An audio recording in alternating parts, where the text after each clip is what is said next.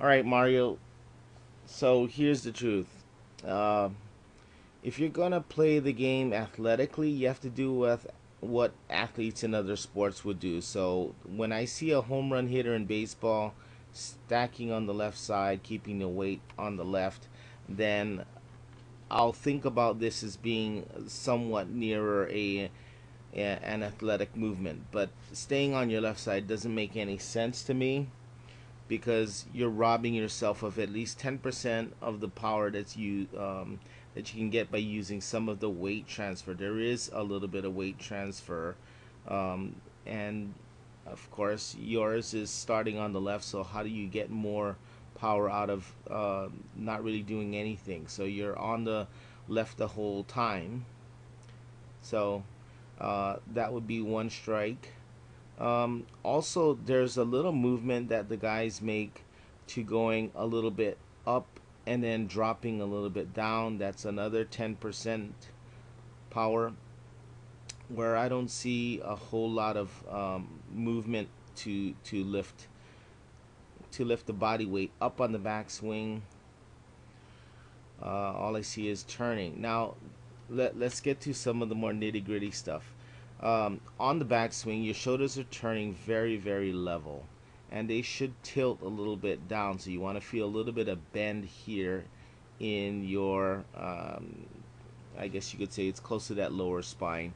You would be feeling it mostly in this area right here, but the bend is coming from the lower spine or kind of around the upper.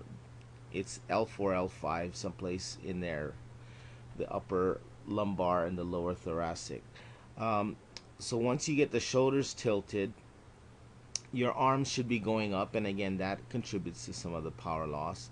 And then from there, when you come down, here's one real key element. When you take your backswing, your arms are virtually starting down by themselves without any body rotation. Now, you could call this body rotation, but I'll show you how this is not body rotation. This is body rotation.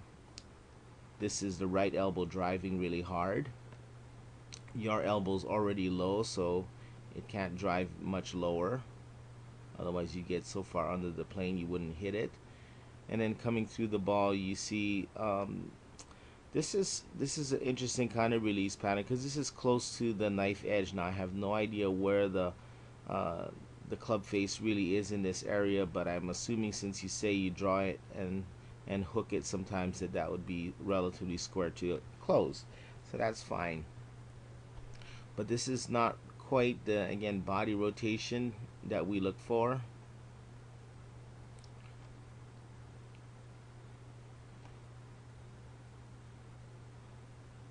Okay, now let's go to the target line view.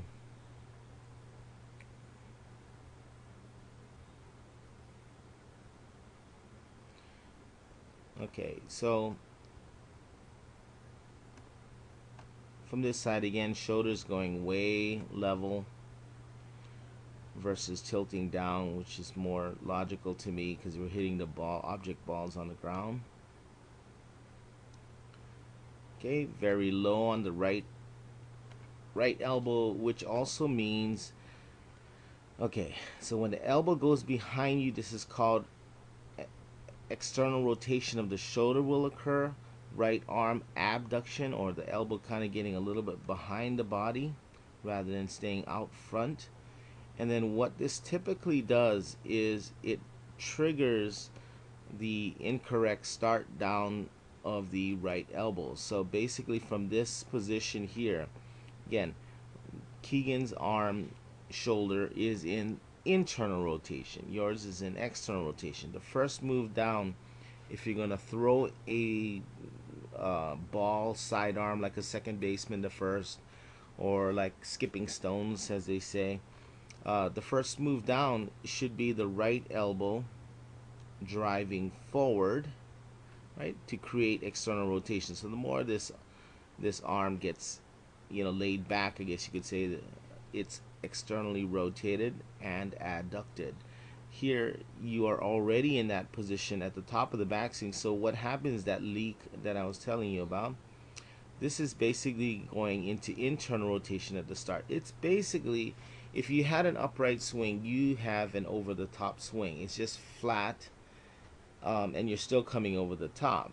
So it's really an incorrect start down to the downswing. Now, if you look at where Keegan is in terms of the lower body, he's already back to square, and his hands are up around, chest high. Watch your hips. They are not going to clear. They're going to stay very closed, right, until impact. So,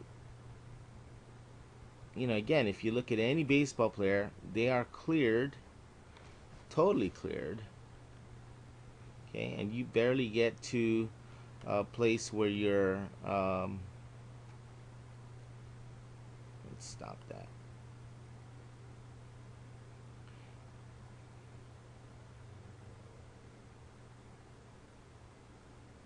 Okay, so you're barely cleared, well, barely squared at impact.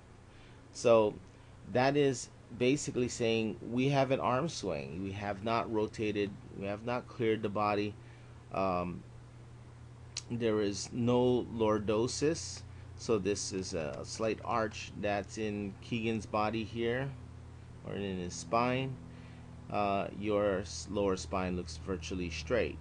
So you may have some lateral bend because you're leaning away from the target from front view, but there's no lordosis. So there's no way you can move your spine in this dynamic way, again, given the position that you were in the backswing. So if we go back to the backswing again, your spine, your trunk gets so out of balance because you start off in a pretty decent position, but then you cannot maintain it when you're stacking on the left side. And I'm sure there's reasons why they say you should do this, but look at where your trunk is. It's now in a position, it's so far in front.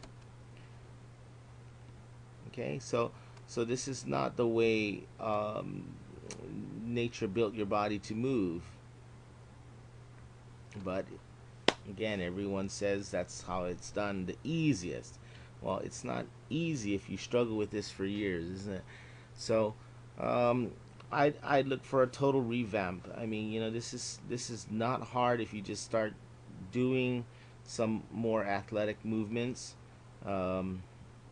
Really, there's nothing wrong with being sort of centered, but centered is centered. Centered does not mean left side.